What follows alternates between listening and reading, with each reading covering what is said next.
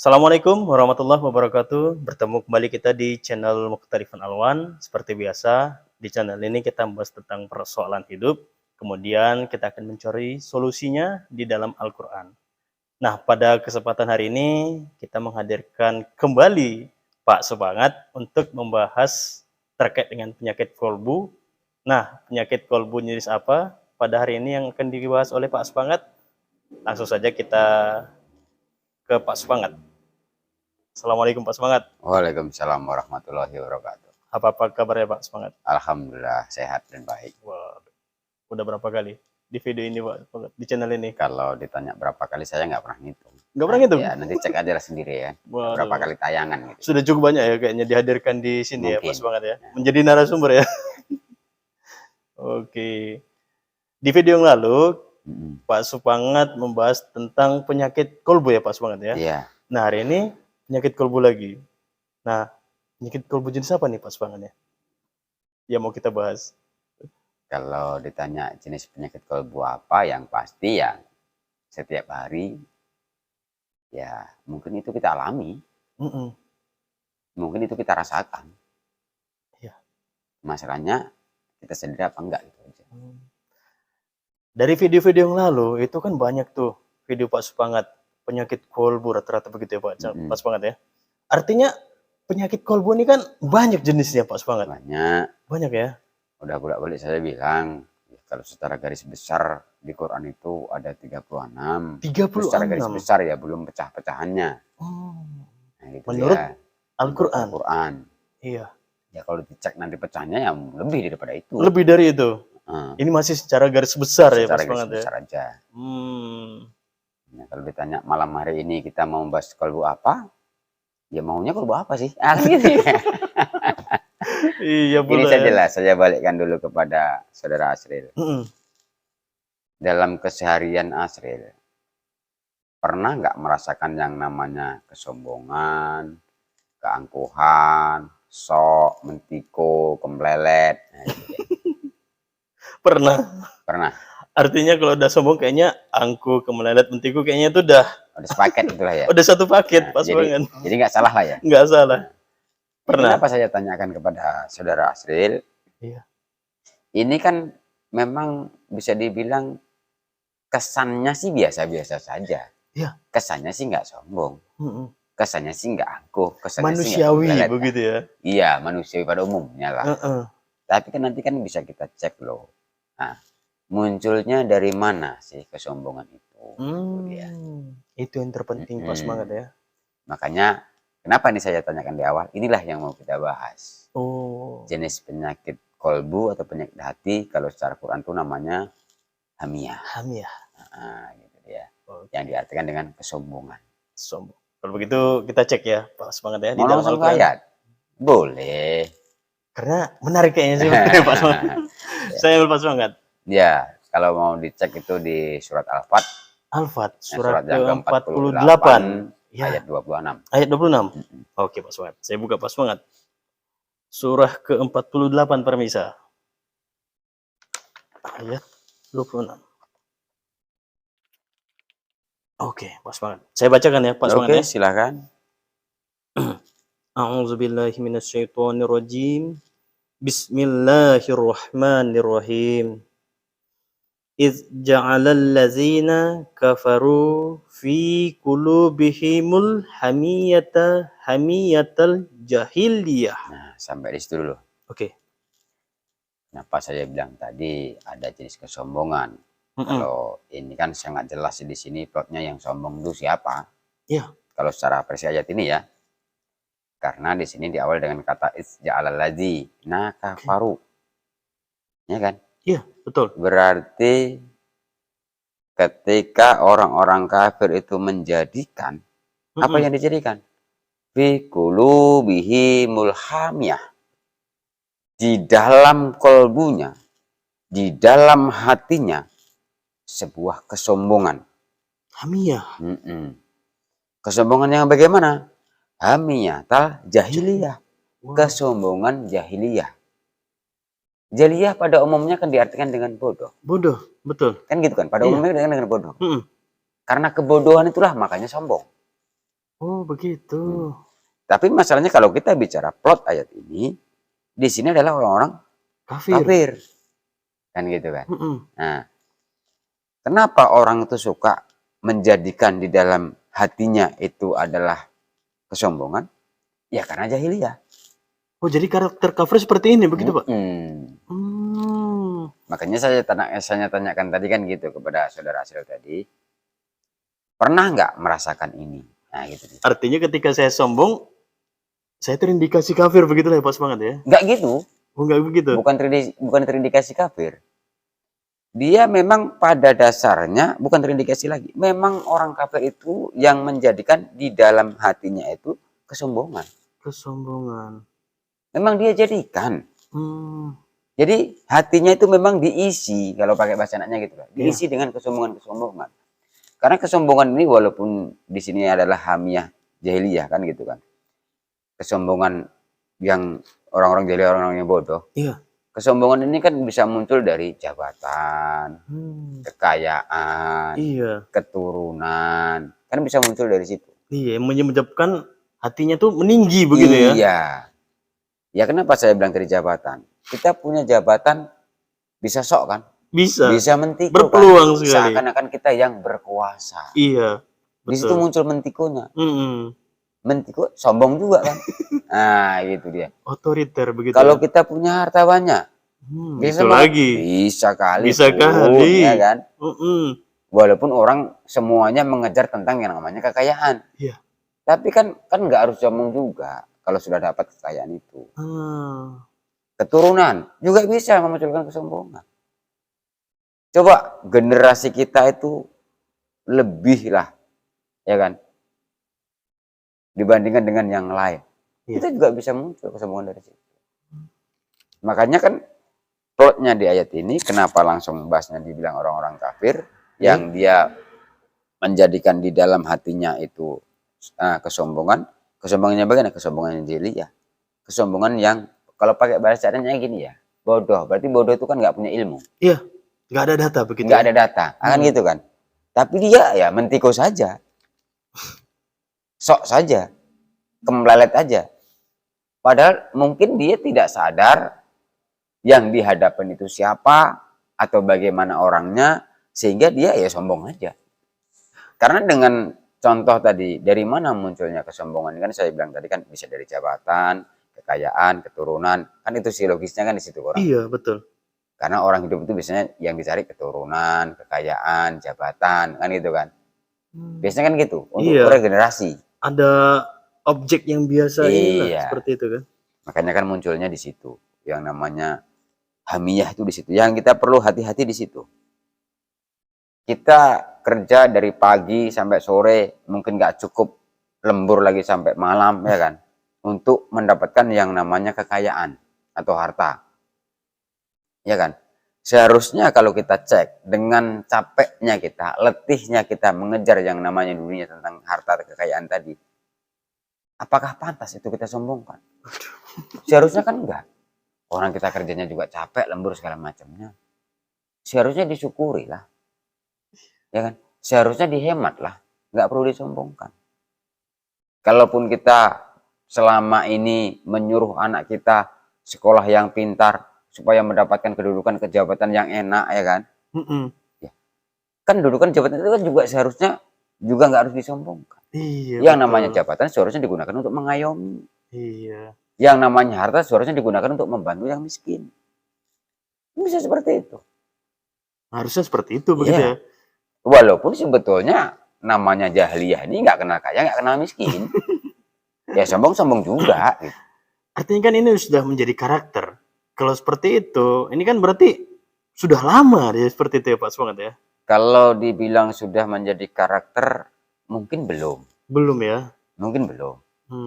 Karena kalau karakter itu kan udah menjadi kebiasaan, tabiat. Iya. Kan begitu kan? Masalahnya nanti kita cek. Di kolbu gitu ya. tabiat itu ada nggak yang seperti ini? Perlu cek dulu lah. Oh gitu. Iya, betul, gitu betul. Nah tapi bisa juga loh. Tapi ketika ini terus kita jadikan di dalam hati kita kebiasaan seperti ini, ujungnya ya penyakit kolbu tabiat juga.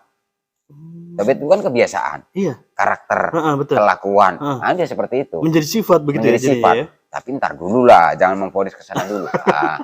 Kan begitu dia. Oke. Jangan memfonis. Orang di sini kan disebabkan kan karena kejahilian mereka. Iya. Karena kebodohan mereka, makanya muncul kesombongan, muncul keangkuhan, muncul soknya tadi, ya kan? Muncul kembleletnya tadi. Ya mungkin karena tidak punya pengetahuan. Makanya dibilang jahiliyah. Jahiliyah makanya sampai tadi kan secara umum kan diartikan dengan bodoh. Iya. Nah, gitu dia. Menjadi penyakit kolbu. Menjadi penyakit kolbu. Allah yang bilang, bukan saya. Tapi kan perlu juga loh kita cek begini saja sih. Coba kita introspeksi diri. Pelan-pelan, tak mau tidur, tak pas lagi santai. Ya kan? Coba kita cek.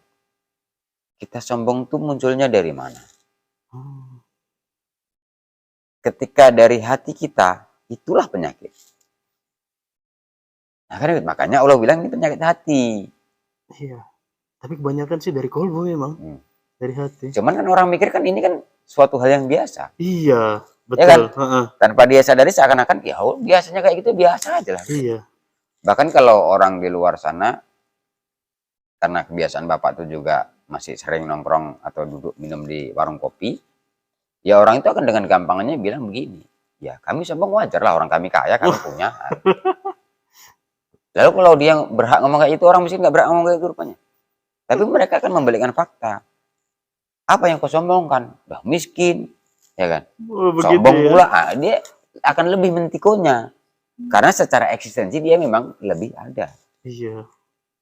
Nah gitu dia. Tapi walaupun banyak kita jumpai kasus atau case di luar sana itu nggak kaya nggak miskin, yang sombong ya banyak. Banyak, yang miskin pun juga yang gitu. Miskin pun juga gitu. Kalau bicara gitu tentang ya bicara apapun lah, orang miskin kan kebanyakan takut nampak miskinnya. Itu kan nggak sombong. Begitu bergaya, ngutang sana ngutang sini. Nah, hanya untuk apa ya, mewujudkan penampilan supaya nampak kaya.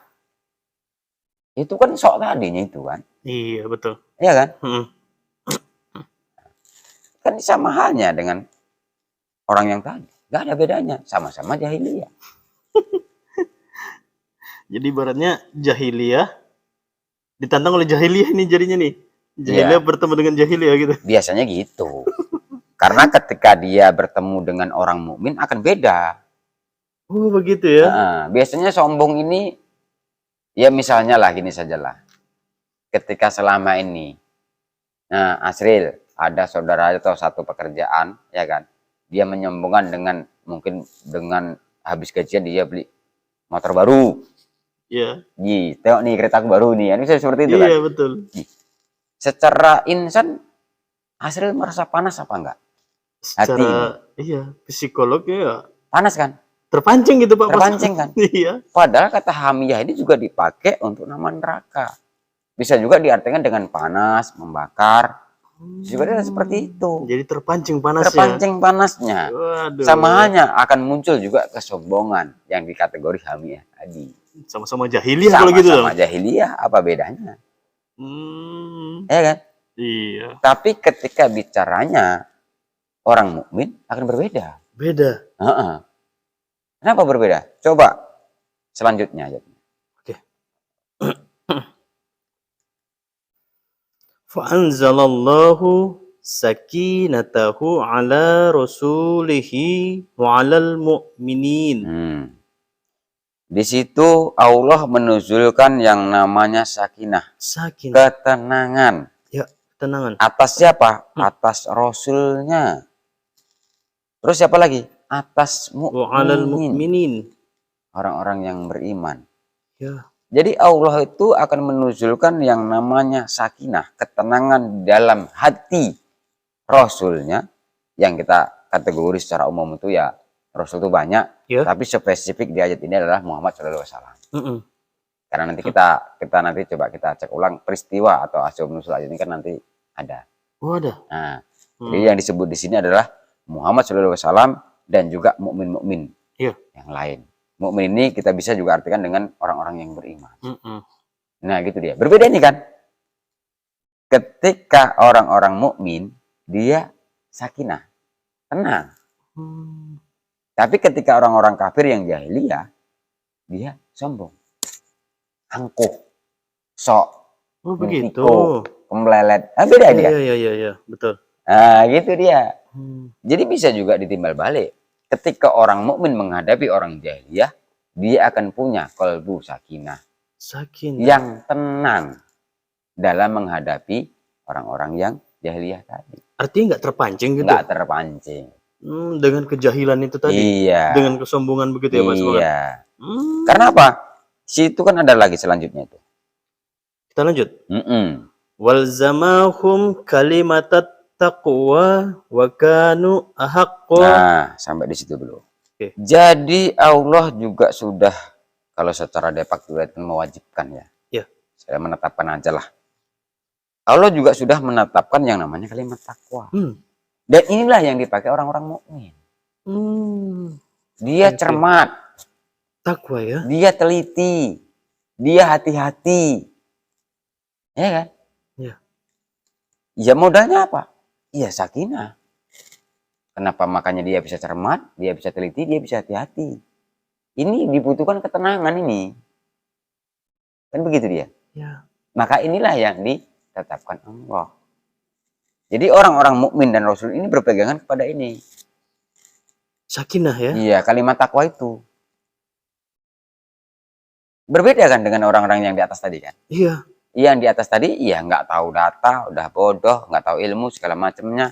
Tapi dia sombong juga, mentikut juga, kembali juga, sok juga. Apa sih yang disombongkan untuk hidup ini? Harta, mati nggak kita bawa. Iya betul. Jabatan pasti akan kita tinggalkan. Ya kan? Ada masanya. Ada masanya. Ya kan? Batas usia pensiun. Batas usia pensiun. Ya oke lah batas usia pensiun. Nggak sampai batas usia pun udah berarti juga banyak. Tergantikan sama yang lain. Iya, regenerasi ya. Siapa yang kita sombongkan coba? Iya. Kalau bicara keturunan, semua orang juga rata-rata punya keturunan. Iya kan? Iya, betul. Kan seharusnya kan nggak ada kita untuk sombong. Emang nggak berhak gitu ya? Nggak berhak. Layak. Nggak layak. Untuk sombong ya? Ya makanya kan cobalah kita introspeksi pelan-pelan. Kenapa sih kita kok sombong? Iya betul. Ini kan sangat jelas tadi kan. Harta tidak dibawa mati, jabatan pasti kita tinggalkan. Ya kan? Apalagi? Jadi harus kita pertanyakan lagi lah gitu ya kan. Kira-kira sama diri sendiri, nggak usah nanya orang lain, nanti berantem pula nanya orang lain. Iya. Kan? Apa sih sombong katanya? Iya. Apa yang mendasari kita sombong gitu kan? Iya. Pentingnya apa sih gitu kan? Jadi kan itu tadi kita perlu kan mengkoreksi diri kita sendiri. Betul. Selama ini kenapa sih ada kelakuan sombongku? Apa sih yang ku sombongkan? Kan begitu dia. Iya. Ketika ini kan seakan-akan menjadi apa ya? Lawan. Ketika orang mukmin kan tenang dia, sakinah. Ketika orang-orang jahiliyah kenapa sombong? Nah, itu. Karena sama dia kan. Orang mukmin dia modalnya satu, kalimat takwa tadi. Kalimat takwa. Itu yang menjadi pegangan dia ya? Itu yang menjadi pegangan dia. Kalimat takwa ini kan kalau di luar secara umum kan difahami dengan la ilaha illallah. Iya, kebanyakan sih. Secara umum ya, saya bilang secara versi secara umum itu dipahami seperti itu. Iya betul. Jadi kan kalau bicara la ilaha illallah tidak ada Tuhan selain Allah, berarti kan dia maha segalanya ini. Kalaupun yang berhak sombong kan seharusnya Allah. Iya. Orang dia punya segalanya. Betul. Nah, ya kan? Kalau bicara itu. Tapi ini kenapa diambil sama orang ini ya? Apa dia maha segalanya? Enggak. Iya, betul. Makanya saya bilang tadi, apa sih? Kenapa sih kita harus sombong? Sementara yang Allah saja, yang punya segalanya saja juga tidak menunjukkan kesombongannya. Iya. Kan gitu kan? Artinya betul nggak layak kita ya? Iya, nggak layak. Kalau seharusnya yang berhak sombong itu ya Allah lah. Iya. Kalau dia maha punya segalanya, ya kan? Betul. Kan gitu juga. Iya. Di satu sisi pun banyak di dalam Al-Quran tuh Allah menggunakan kata kami gitu ya kan? Iya. Kalau kata kami itu sebetulnya begini sih. Itu lebih kepada utusan-utusannya.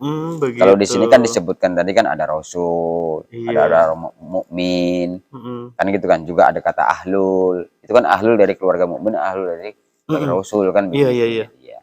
Itulah dari sebagian daripada abdi-abdinya Allah. Makanya mereka lah yang lebih berhak untuk memakai kalimat takwa itu. Mereka lah yang lebih berhak untuk memiliki kolbu yang sakinah tadi. Nah gitu dia. Jadi Rasul dan mukmin dan ahlulnya lah yang berhak. Bukan orang-orang yang sombong. Iya. Nah, gitu ya. Walaupun kalau saya sih lebih memahami kalimat takwa ini itu tadi ya, akurat, teliti, hati-hati, lebih kepada ke situ. Iya. Karena kan secara umum kan kita bisa loh memakai aku harus akurat dalam mengambil sikap, atau mengambil keputusan. Kan gitu kan. Betul. Aku harus teliti betul dalam mungkin menghitung atau segala macamnya, kan gitu kan. Iya. Kita harus teliti. Harus lebih waspada kalau begitu ya. Harus lebih waspada. Dan hati-hati betul dalam mengambil sebuah keputusan atau kebijaksanaan. Nah, itu kan lebih takwa di situ kan. Jadi ketika menghadapi orang-orang jahiliyah yang punya karakter sombong atau sifat sombong, karena memang sudah dijadikan dalam dadanya, di dalam hatinya, kesombongan itu, kita harus punya modal ini. Begitu. Jadi kita tidak terpancing. Kalau kita punya modal takwa, yang pasti kita akan menghadapi dengan ketenangan. Itulah sakinah tadi. Berarti hanya mukmin yang mampu seperti itu ya Pak Semangat ya? Hanya mukmin, hanya orang-orang yang beriman yang mampu seperti itu. Dan Rasul sudah pasti itu ya. Nah, kalau Rasul kan nggak usah kita ragukan lagi lah. Iya, ya. Apalagi Muhammad SAW nggak perlu kita ragukan lagi. Ini kalau di kitanya berarti mukmin harus bisa seperti itu dan memang bisa seperti itu. Seyogianya bukan harus bisa, memang sudah bisa. Karena dia punya takwa itu tadi. Karena punya takwa tadi. Makanya ketika seorang yang mengaku mukmin, ya kan, dia tidak punya ketenangan, ya perlu dipertanyakan lah. Kemukminan ya? Iya, keimanannya. Oh iya, betul. Perlu dipertanyakan. Dia ngaku mukmin, ya kan? Iya. Tapi tidak punya sifat tenang, tidak punya hati tenang, kan perlu dipertanyakan keimanan. Berarti takwanya selama ini nggak ada. Kalimat takwanya itu nggak pernah dipegang, ya kan? Iya. Nggak pernah dijadikan sama dia. Pas banget. Orang biasanya akan menjelaskan takwa tadi kan sangat mudah ya, untuk dipahami. Iya. Jadi kan saya gambarkan kalau secara umum orang memahami la ilaha illallah, kan begitu kan. Di sini supaya kita mudah memahami, kita ini akurat, cermat, teliti, dan hati-hati. Udah. Selesai. Kan gampang kan? Iya. Dalam mengambil sikap apapun. Ketika punya modal 3 itu aja cukup kurasa. Dalam menyikapi problema kehidupan dunia ini. Ya kan? Dengan modal 3 itu kayaknya cukup lah ya. Cukup. Kalau kerja ya hati-hati, ya kan. Kalau menghitung ya harus teliti, ya kan. Kalau melihat segala sesuatu ya dicermati dulu, kan begitu dia. Kan cukup modal itu sebetulnya. Sudah mewakili kata takwa. Sudah mewakili kata takwa gitu maksud saya. Oke. Lanjut Pak Semangat. Oke, silakan. Tadi sudah sampai biha wa ahlahat ya Pak Semangat. Sudah termasuk. Lanjut. Wa kanallahu bikulli syai'in alima. Dan Allah itu maha, ya kan?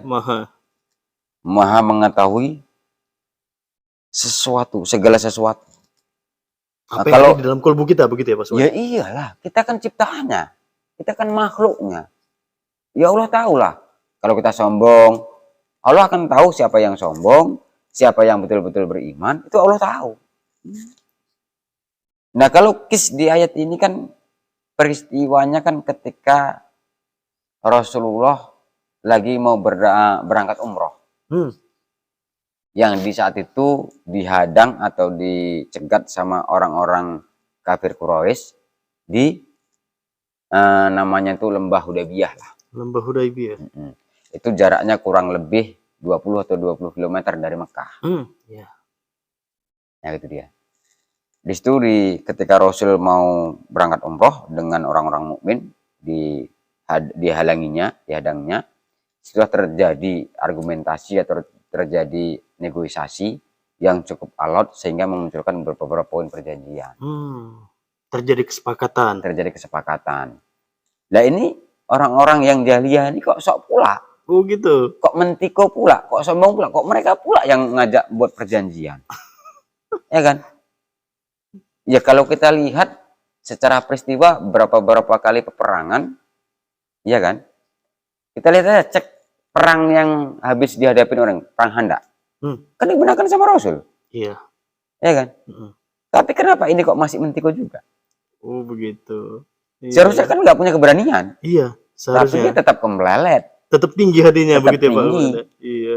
Walaupun begitu, ya kan, sifat orang-orang jahiliyah yang dari Mekah tadi, Rasul dan orang-orang mukmin lainnya menyikapi dengan sakinah, menyikapi dengan ketenangan, karena sudah punya modal kalimat takwa.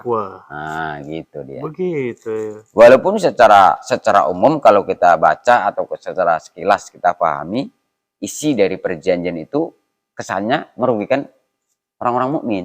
Iya, saya pernah baca itu. Nah, kesannya kan gitu kan. Perjanjian Hudaybiyah, iya betul. Yang melarang ke Mekah itu ya, Rasul ya, beserta para sahabat gitu. Iya, padahal kan sudah dipersiapkan dengan matang itu kan. Iya, termasuk hewan kurbannya juga sudah dibawa, segala macam dibawa kan. Sampai di perjalanan dihadang pula sama orang itu. Nggak boleh balik. Kan gitu kan. Kalau mau apa tahun depan kan gitu dia. Kalau nanti dibaca sendiri aja lah. 5 poin isi perjanjian Hudaybiyah itu. Iya. Kan kurang lebihnya kan seperti itu. Ada yang harus balik lagi. Di satu memang nggak boleh berangkat kan gitu. Nggak boleh melanjutkan untuk ke Mekah untuk umroh. Nah ini kisnya kan. Kalau bicara sombong tadi. Kalaulah boleh. Kan gitu kan. Yang sombong kan seharusnya orang-orang Rasul dan orang-orang mukmin. Kalaupun boleh. Kalaulah boleh. Kalaulah boleh. Orang jelas berapa kali peperangan dimenangkan sama orang-orang mukmin, Rasul dan orang-orang mukmin kok. Iya kan, orang-orang kafir jahiliyah tadi bolak-balik kalah kok. Iya kan? Iya. Kalau lah boleh sombong kan orang Rasul dan orang-orang mukmin. Iya. Kalau bicara boleh, tapi kan memang tidak boleh. Dan apa sih yang harus kita sombongkan? Di awal apa tadi harus kita bahas. Kalau lah boleh tidak sombong ya cuma Allah, dia mah segalanya. Iya. Kan gitu kan? Makanya nggak perlu sombong. Allah saja tidak sombong gitu ya? Iya.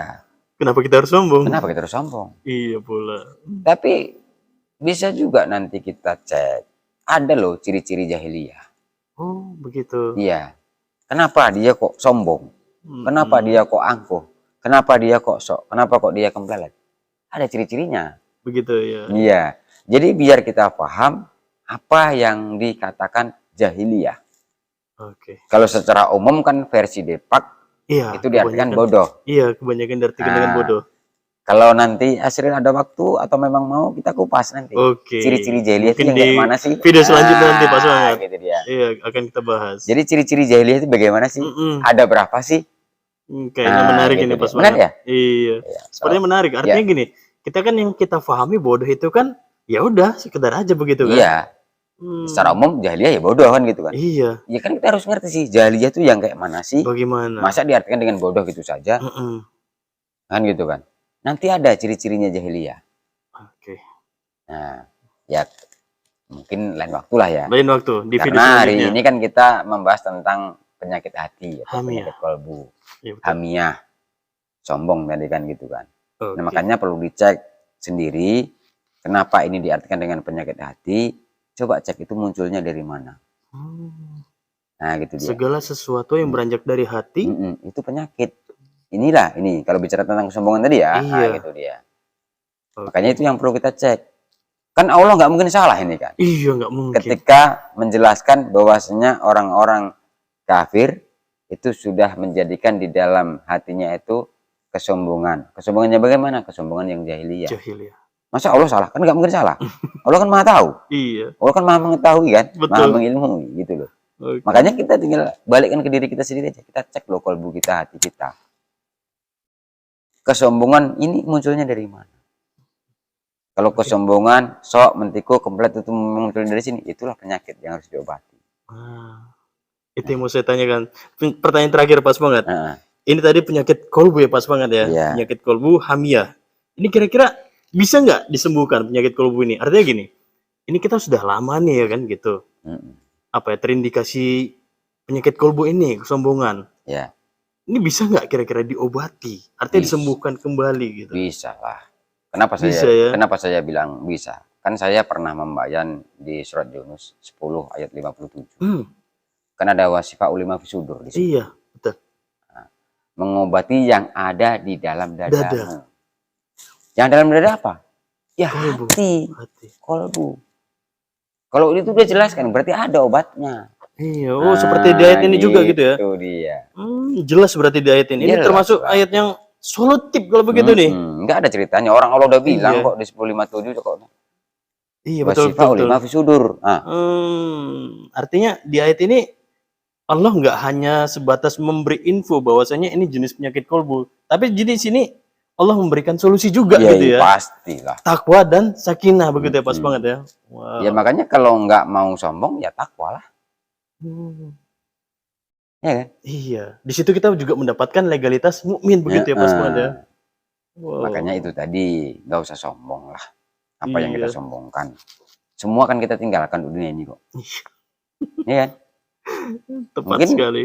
Cukup obrolan kita malam ini. Saya rasa cukup. Nah, kalau memang belum jelas ya silakan aja di mananya gitu. Sepertinya jelas semua, pas banget. Karena kalau teks ayatnya kan jelasnya dia. Iya, mudah dipahami. Nah, tinggal nanti kita cek lagi ciri-ciri jeliyah itu yang kayak mana sih, supaya memahaminya kita lebih luas loh. Oke. Nah, gitu dia. Ini kita simpan dulu, pas banget. Untuk video selanjutnya begitu ya, pas banget ya. Ya, boleh. Oke, seperti biasa Pak Subangat, di akhir video kita memberikan kesimpulan. Silakan Pak Subangat. Kalau kesimpulan atau pesan-pesan aja, pesan. Simpel aja lah.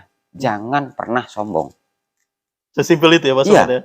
Apapun keadaanmu, dimanapun kau berdiri, jangan pernah sombong. Karena segala sesuatu yang kita miliki di dunia ini pasti akan kita tinggalkan. Oke. Nah itu aja udah cukup. Sederhana tapi langsung keplotnya dia. Begitu ya Pak Subangat ya? Iya. Oke, ya kalau mau diobrolkan ya banyak lagi. Panjang ya? Iya, cuman kan kayaknya sudah mewakili lah ya. Iya, sudah mewakili Pak Subangat. Oke, pemirsa, saya rasa cukup dan saya rasa tepat yang disampaikan oleh Pak Subangat sudah tuntas penyakit kolbu hamiyah. Maka jangan sombong. Pergunakan sakinah dan takwa itu tadi untuk membentengi penyakit kolbu ini. Mungkin itu saja video kita pada malam hari ini. Kita akhiri dengan binasrih minallah wa fatum qarib. Assalamualaikum warahmatullahi wabarakatuh.